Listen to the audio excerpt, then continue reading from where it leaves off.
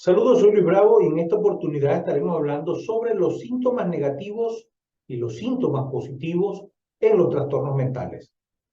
Al hablar de la esquizofrenia y de los trastornos psicóticos, me di cuenta de que había un concepto que quizás no estaba muy claro y me refiero al concepto de síntomas negativos y es por ello que hoy vamos a hablar sobre qué son los síntomas negativos y qué son los síntomas positivos. Para poder entender mejor qué son los síntomas negativos, voy a tratar de explicar primero qué son los síntomas positivos. Y podríamos decir que los síntomas positivos son aquellos síntomas que aparecen y que antes no estaban. Es importante destacar que el que se les denomine como positivo o negativo no tiene que ver que unos sean mejores que otros. Son conceptos totalmente diferentes.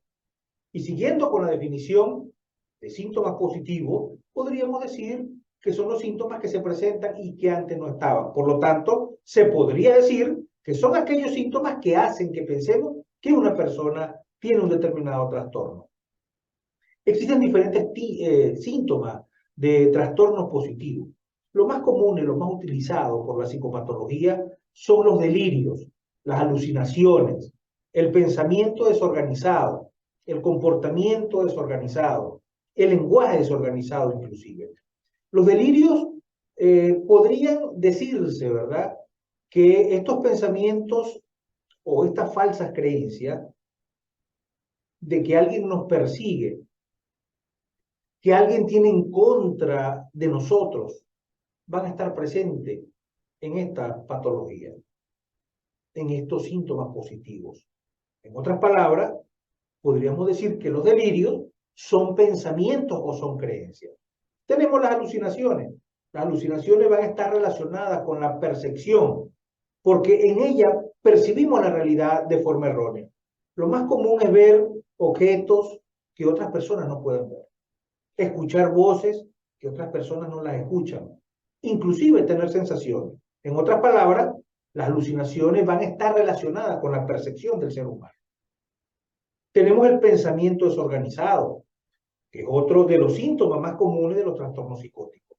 Y esto ocurre cuando alguien saca conclusiones o interpreta la realidad de una manera errónea. Se suele decir que las personas que tienen este síntoma presentan poco razonamiento. Tenemos el comportamiento desorganizado y justamente va a ser cuando las personas se ponen irritables o muestran agitación. Y tenemos el lenguaje desorganizado, en el caso anterior del comportamiento desorganizado, pero el lenguaje es incoherente, no tiene conexión o no tiene contenido relevante. Ahora sí vamos a hablar de los síntomas negativos. Y podríamos decir que son los pensamientos negativos, lo contrario a los positivos. Y esto ocurre cuando no se produce algo que se debería producir. Es decir, no se producen cosas que en personas sanas sí se producen. Por ejemplo, falta de expresiones, esas expresiones faciales, cuando hablamos, hablar menos que otras personas, etc. Aunque pueda parecer menos grave que los síntomas positivos, los negativos no son menos visibles.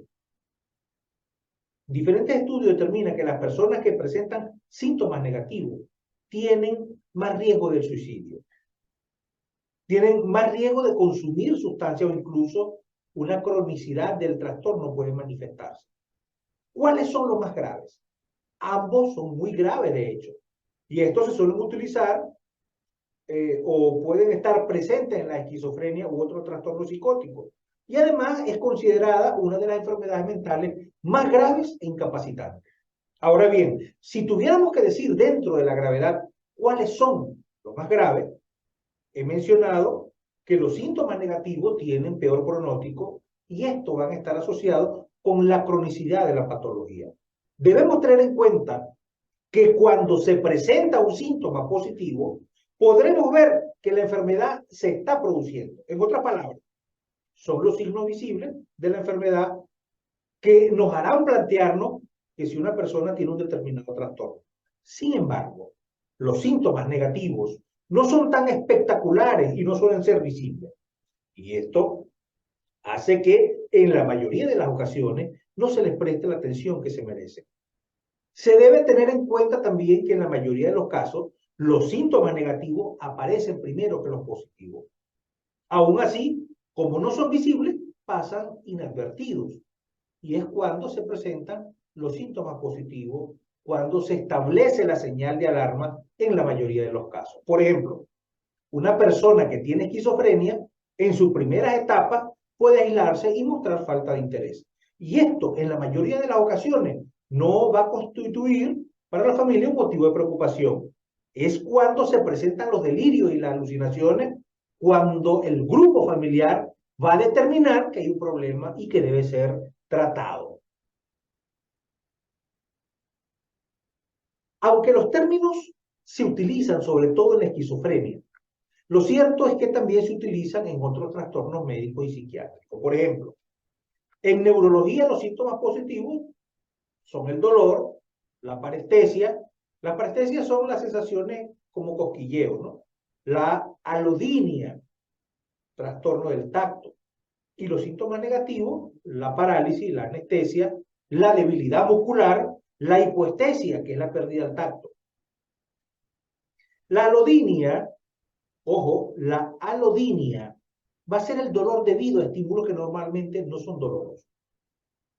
Y cuando hablo de parestesia, van a ser esas sensaciones anormales que pueden ocurrir en cualquier parte del cuerpo, pero con frecuencia se sienten en los dedos de las manos, en los dedos de los pies, en los brazos, en las piernas.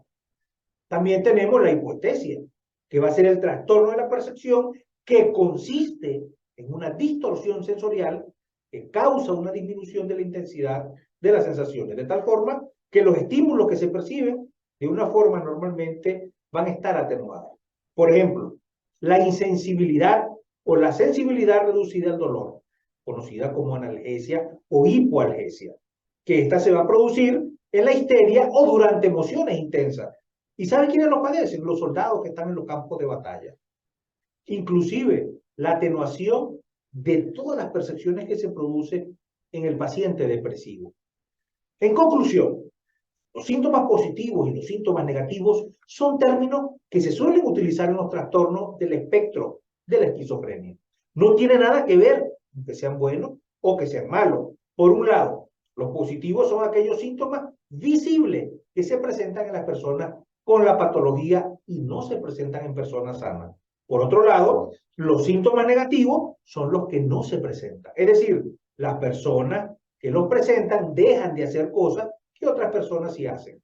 Si bien ambos son graves, lo cierto es que como los negativos no son visibles, no se les puede dar importancia, esa importancia que se merecen. Y esto, entre otras cosas, hace que las personas que lo presentan tengan un peor pronóstico. En el caso de que usted conozca a alguien que presente cualquiera de los dos síntomas, positivos y negativos, yo de manera muy particular le recomiendo que se ponga en contacto con un profesional de la salud mental. Soy Luis Bravo y nos vemos en una próxima oportunidad donde estaremos hablando de estos temas interesantes que circundan el universo del cerebro.